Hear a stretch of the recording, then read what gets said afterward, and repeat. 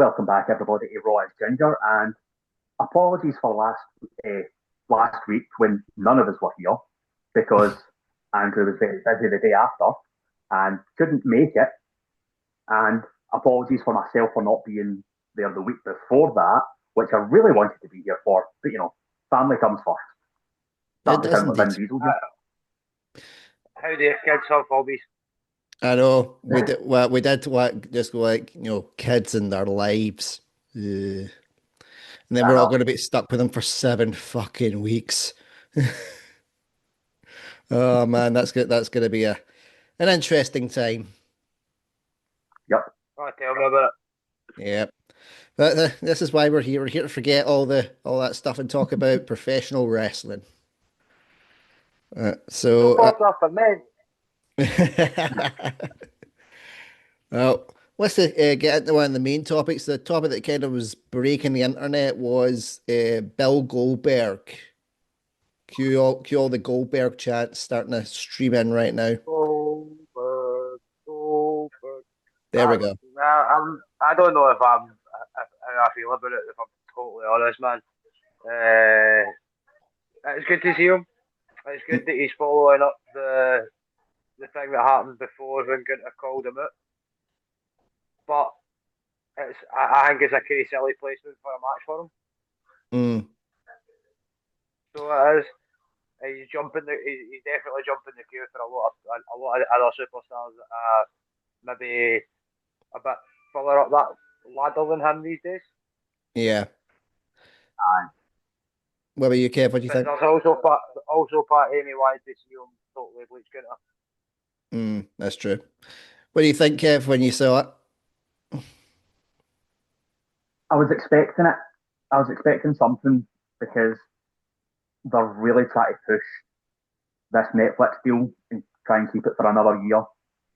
And it's been up and down. And Netflix has been shouting at them saying, we need this, we need that, we need some legacy people so that older fans will come back. And it's like, then get people that are still relevant Mm, to come back. Get people that have been there constantly to come back and put them in the spots because that'll put people to put their card details into Netflix and go, right, let's go. mm. I know Because we can't use the Goldberg, Eric Bischoff line Goldberg everywhere, isn't can we? We can't use the that'll put butts in seats. exactly, but Goldberg isn't as big a draw as he was 10 years ago, Mm, especially after the No, Undertaker match. yeah. Well, that's the thing, Ray. I'll speak to you about. Like, obviously, Kev's kind of brought it up. Like, Goldberg has been more injury prone for injuring his competitors than anything else. Do you think that it's a wise idea for them to essentially try and kill one of their golden gooses in Gunter? definitely not, man. Like as I said, it could potentially be a good match, but with Gunter's age fighting against somebody like with Goldberg's age rather fighting against Gunter, it could lead to an injury on both sides because potentially beat his, he could potentially break Gunter. But with him being as old as he is, it looked as if he hurt himself on the way out of the ring. Never mind fucking doing anything else. Mm, Like I may or may not have seen somewhere that he potentially did hurt himself on the way out of the ring. I, the way I seen it, he maybe just the ring rust of not been in the ring for as long. He's mm, forgotten how to climb in and out. But yeah, time we'll find out when the match comes on. yeah. And Kev, like, also at time of recording, Monday Night Raw's just dropped, and they had the sit down interview with Michael Cole. How do you think he handled that? Well, his promo skills have sort of gotten a lot better since he retired because when he was active, he wasn't the best. But that's not what they needed from him. They didn't need him to do like a 3 minute promo, a 5 minute promo. They didn't need him to stand in the ring for 10 minutes and entertain a crowd while they're putting out fires through the back. They didn't need that. He came in, spear, jackhammer, that was it. Mm, I don't think that that's going to be what they're doing with the match. and I hope that's not what they're going to do with the match. But the sit-down interview with Michael Cole done a fantastic job of getting him to hit all the key points that they wanted him to say. Yeah. He kept trying to go off script, and it didn't work. And you could see Michael Cole coming back to what the point was. Did any of you guys see that just after he made his reappearance, the previous Monday Night Raw, they dropped in WWE Vault the documentary they done about his undefeated streak? Mm-hmm. Have you I've guys not seen that, no. I advise you check it out, because I watched it when I was down with what turned out to be sunstroke on Saturday. It might have been a case that maybe I thought I was hallucinating watching the documentary, but I genuinely thought he came across very well, like in the interview, talking about it. Like you say, like his kind of his promo skills, how he talks and that kind of stuff seemed really good, really good. And he's taught, like, obviously he's got a big love of his adopted hometown of Georgia. Like he's going to be like his family's probably going to be there as well. Do you think that's going to maybe him having the home field advantage, I say, will probably help him get the adrenaline boost and the confidence that he'll need to go in the ring? Probably, I reckon so. But I think he needs to lose because with your retirement match, you're supposed to go out on your back. That's the rules of wrestling. That's what it's been for generations. There's been very few people who went out on a win. Yeah, I think the only most recent one was Sting. Aye. And then again, like nobody.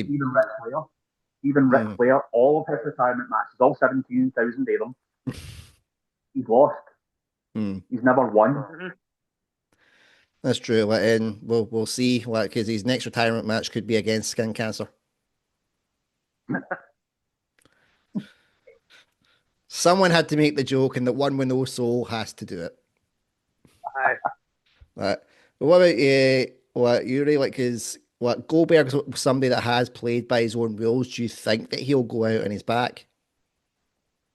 I think, being honest, I don't think he will. I think he'll try. I think he'll probably try and take it. But again, is he going to let the ego and the fact he was disrespected and embarrassed in front of his family be what takes it? Or is he going to, like Kev says, or is he going to go old school wrestling rules that you retire on your back? Retire on your back, leave your boots in the ring. That's true. But it could be something, because people have been talking about how it could potentially set up a Cena versus Goldberg match. And I'm surprised people are excited about it. I personally think that could be a walking disaster. What about you guys? Yeah. I don't want to see that. I wouldn't want to see that, to be honest, because at the moment I haven't seen Cena win clean recently, so I don't think it would be a great match at all. It'd be interesting, the 5 moves of Doom versus the 3 moves of Goldberg. Just to see who can hit their greatest hits the quickest. Aye, who can spam their finishers faster? Aye.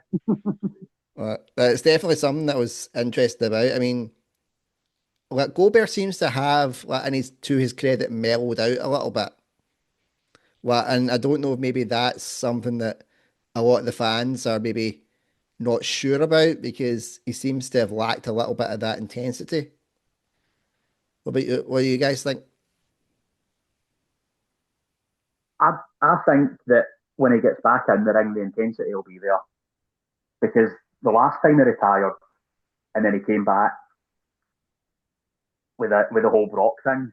Nobody was expecting him to beat Brock Lesnar in 42 seconds, but he did, and that match was amazing for the sheer fact of the shock factor of it. It's like what Paul Heyman said.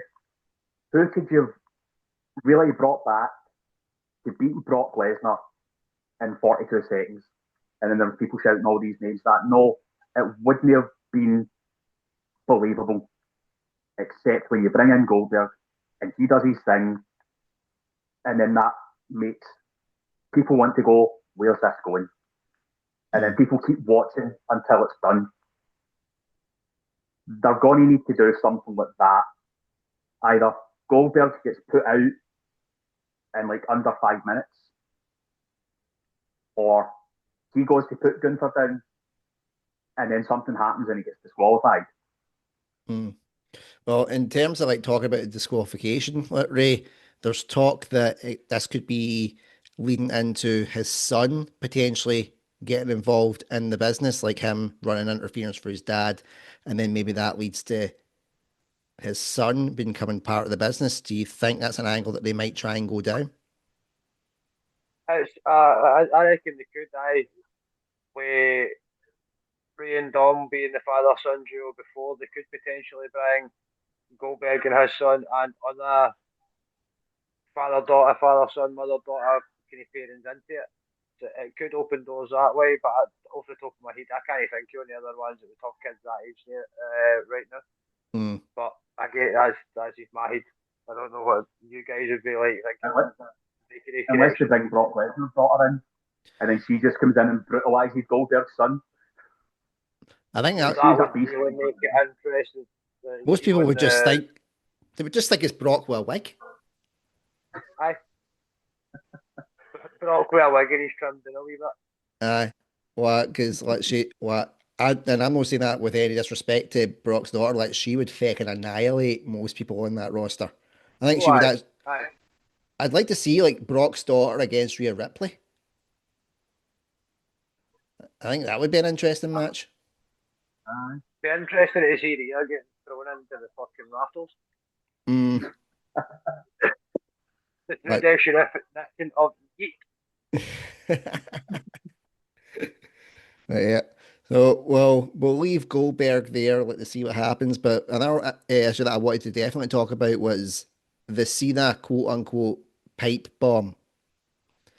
It happened after like the match with R-Truth. So Kev, like since you didn't get your R-Truth fix in the last one, we can talk about the setup to it. What did you make of like the R-Truth Cena match on the SmackDown? They're completely fumbling their use of R-Truth or Ron Killings. They need to do a lot more than what they're doing, because they're trying to put him into this feud with John Cena, but then they've got CM Punk jumping in. And so why are you doing that? You had this golden opportunity to have something that people want to see. We've seen CM Punk versus Cena. We've seen it several times. We know how it plays out.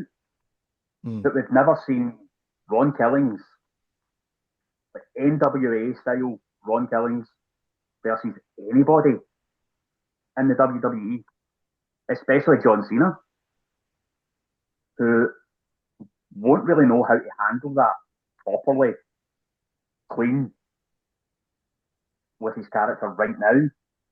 And that's what they need to show. And as much as I want Ron to get a title shot, even if it is for a month, 2 months, I don't think they're going to do it. Mm. They've shut the bed with him. So, and like that we maybe don't get like the Cena R-Truth that we're wanting or Cena Ron Killings. Who do you think would be the best kind of one on the roster to go up against Ron Killings? Ray, we'll go with your thoughts on that one first.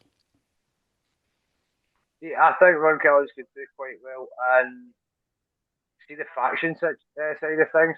I reckon Ron Killings could do quite well either taking the Judgment Day in a different direction or as a member of this new group that Seth Rollins has got going. He could be the other kind of veteran head directing some new talent. Mm. Yeah, he matches the color scheme as well. Like, because they all just wear black. Mhm. So R-Truth, Ron Killings, like we want to see some more of that. Looks like they might be trying to ignite like a wee, probably doing rerunning Damian Priest which I Mm. think could be an interesting one. They did have some good chemistry, but we'll see how that goes. But when you were talking about Cena's like character, what did you make of the pipe bomb? See, I found it Bas- quite comical. Hmm. It was basically just Punk's pipe bomb word for word against him. Hmm. Aye. Is it It was like, like John Cena getting to play CM Punk for the day. yeah. Is it like, It's the fact that well, Cena was sitting on the ropes looking at CM Punk, while when CM Punk done his, he was sitting on the ramp looking at John Cena in the ring. hmm.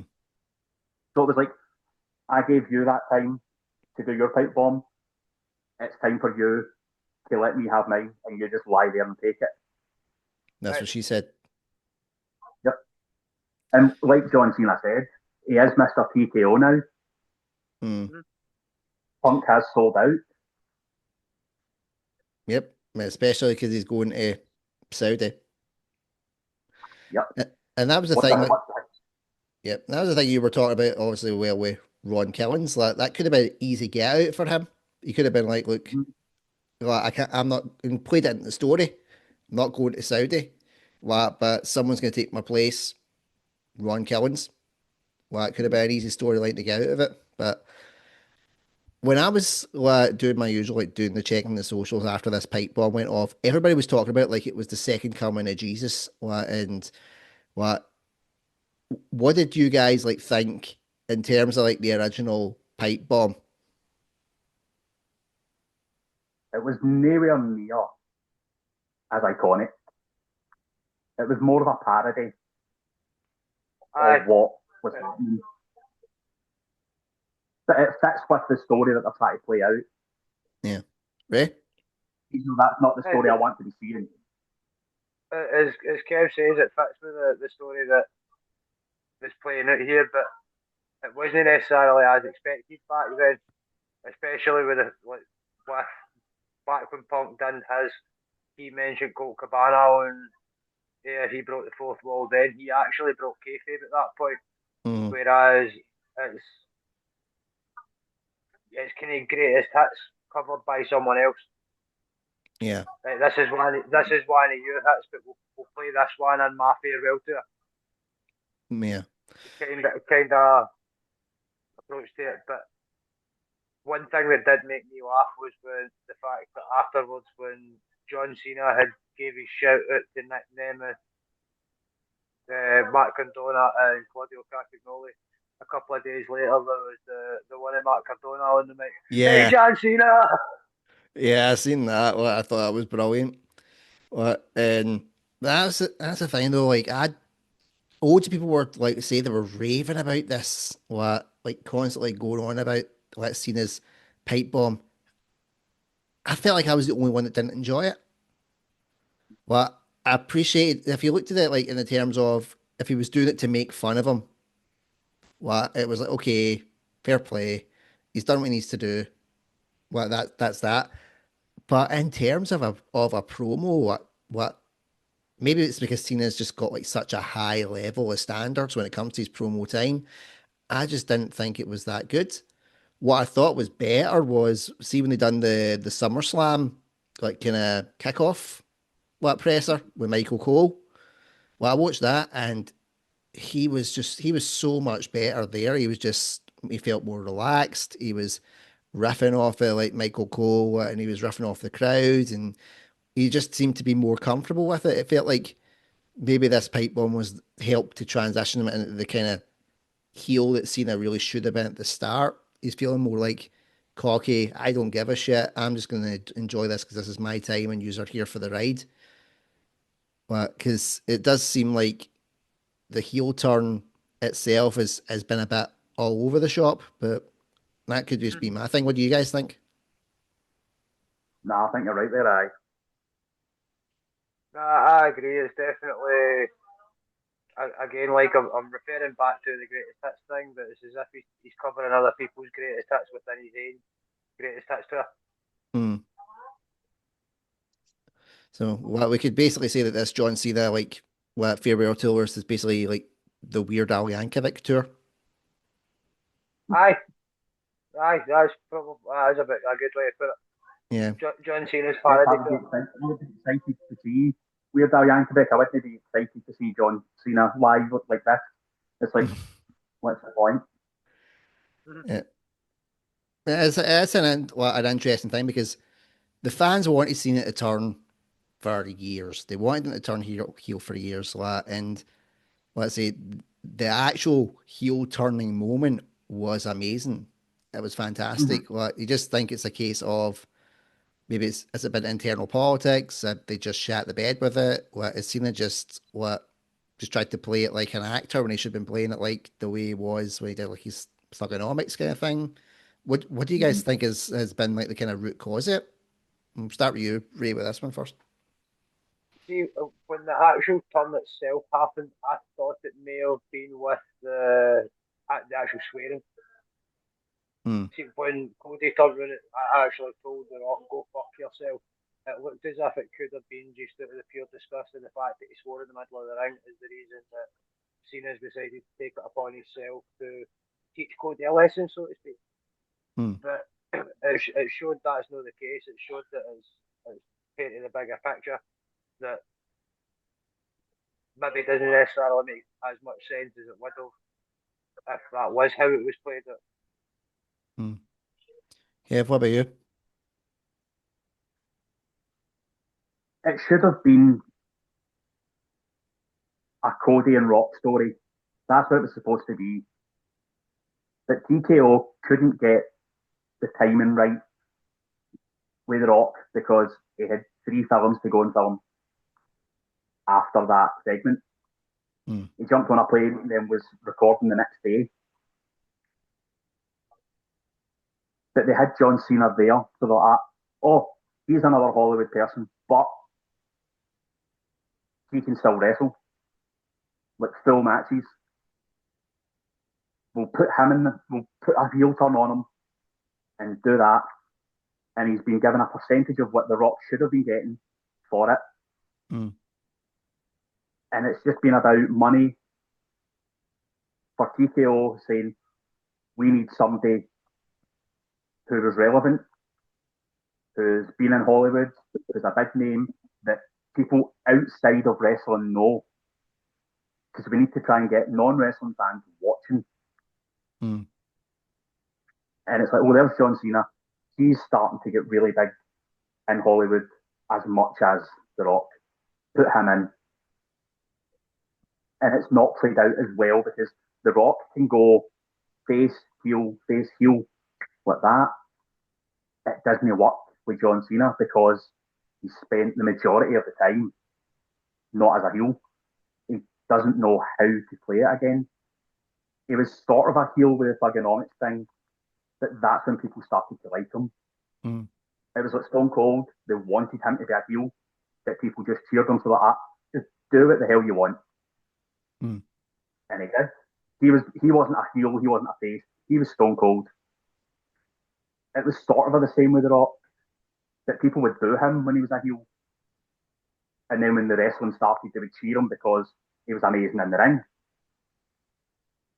They're not getting that with John Cena. Hmm. Right. And what Ray, your one like you just said about like the swearing was what triggered him to turn heel. I thought that was actually something that they could have gone down as well. I thought like kind of similar to what they had with Bob Backlund. Well, when he came back kind of during the Attitude Era, and it was like, we've lost its way, lost our morals, and all this kind of stuff. Well, I thought that could have been something that would have been quite interesting to do as well. I thought that might have been like because it was very much like the go fuck yourself, and then it was like Winter Soldier. We just what that was like his trigger. Well, I thought that would have been really good to do, but yeah, he's completely shat the bed with that one because for the first time ever, like during that pipe bomb, he swore. Like it's definitely playing to that he's going to destroy wrestling because even him being the biggest babyface known to man, it has starting to break the rule. Hmm. Do you think that it was a wise idea for him to swear during that promo? Because Punk didn't even swear in his first one. Well, not properly. No, doing the fight bomb one. No, Hmm. definitely no. Because it does kind of take something else away from it. Cody telling The Rock to go fuck himself, definitely it worked. It fit the promo Hmm. because what it was, but I don't understand why Cena decided to throw in the bullshit and Yeah. then comment on the fact that he swore in there. That was just a kind of a throwaway moment, if you ask me. Yeah. Well, and especially I, because I, I like, think I think if they really wanted to push people's buttons, they should have got them to say fuck. yeah, that was the thing I was gonna just gonna say there. Like, he says what shit what in that one, Mm-hmm. but then at the end he says he's left the mother fudging building.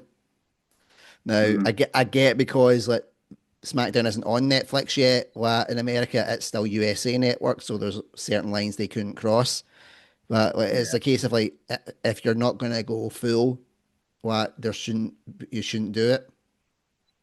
That was the thing that kind of annoyed me because it was like he was like, oh, what he said like shit, and I was like, the way it was going, I was like, he's gonna drop the F bomb, he's gonna do it. And if he does it, that's gonna end it proper. It would be a proper mic drop moment like he did. But then we went fudging, and I was like, just couldn't do it. What? And when he came back, because he left the ring and then he came back and picked up the mic again and then flung it down. I know he's done that before. He done that with Austin Theory when he absolutely destroyed him. But that felt like it was like a natural follow up. That extra Mm-hmm. line, again, it was just like he didn't stick the landing. What did you guys think? I totally agree. It should have went for it fully or not at all because they're doing that far too much with all the wrestlers.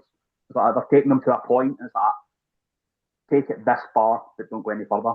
Whereas with the Attitude Era, it's like take it as far as you want. Mm, We can get it back because we're winning. It gets people watching. yeah. But it's like nowadays it's like oh TKO say we can only take it to here. You go beyond that, it's a no go. Mm. What in terms of like how it's going to go down, like, because we've got Night of Champions coming up, and sadly we've got to address it just because of where it's going to be in the current situation. What we've seen that what Dom Mysterio's pulled out.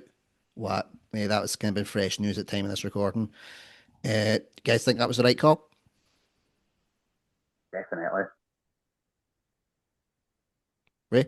Yeah, I would maybe I was unaware to stuff regarding the Saudis. That did lack of civilian flight getting. As basically because of the issues that's going on right now with the whole Iran Israel thing. There's been calls for him to pull Night of Champions because it's going to be in Riyadh in Saudi Arabia. Which is it's not like far away, but it's close enough. It's in the Middle East. Yeah.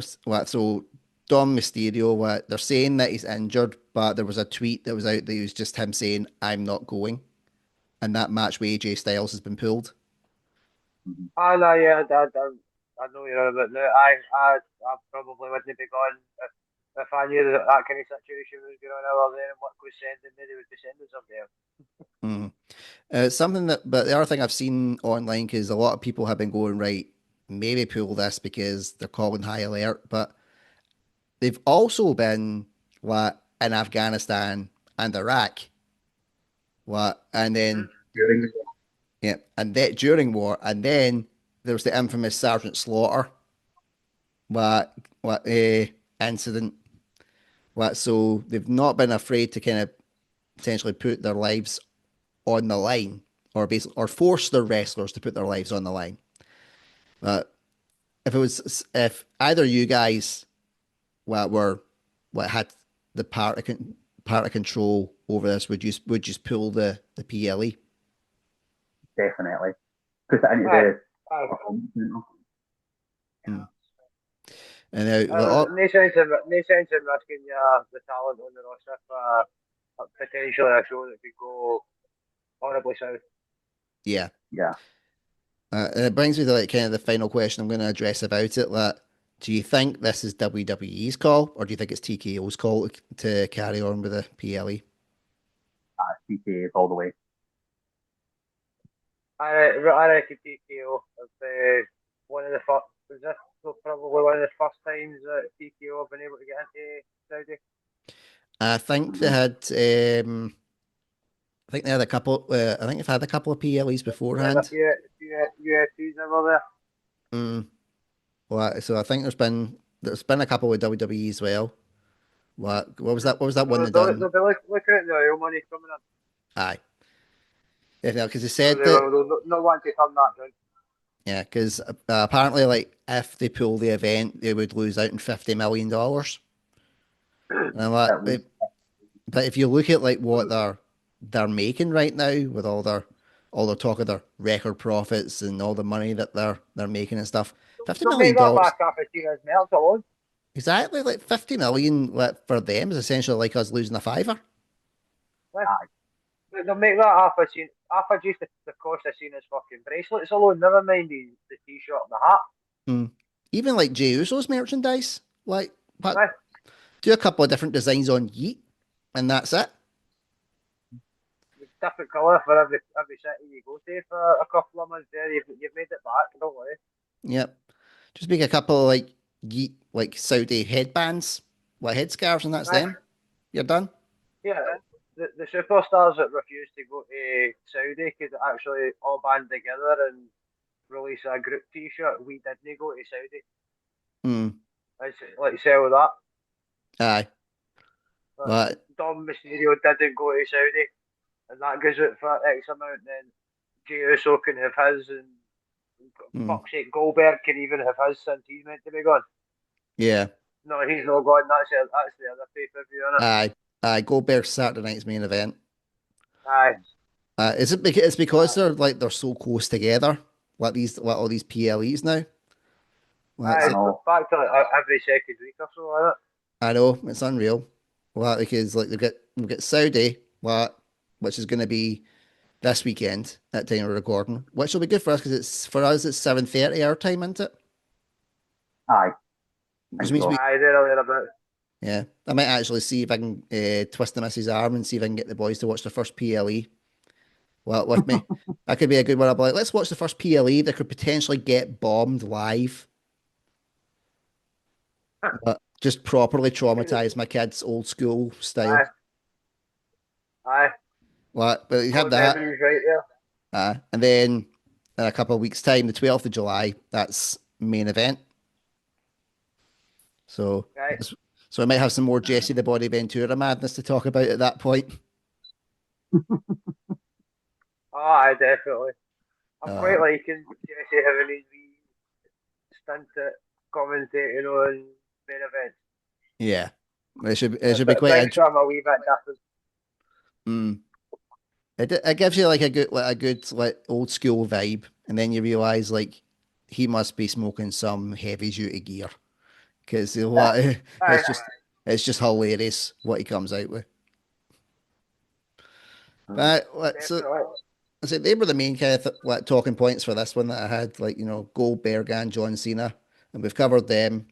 So for anybody that is watching, we'll probably will get back to we'll probably cover Saturday night's main event. We'll definitely cover that, and we'll probably cover Night of Champions as well. Just with summertime and all of us having families, might not be as frequent, but Debbie's still doing the shorts as well for us. So you can check them out for any reactions too. So again, Kev, Rafe, thanks so much for joining me for this one. No problem No at all, problem. man. Thanks for having us. Yep, and see you later. Yeah. Take it easy.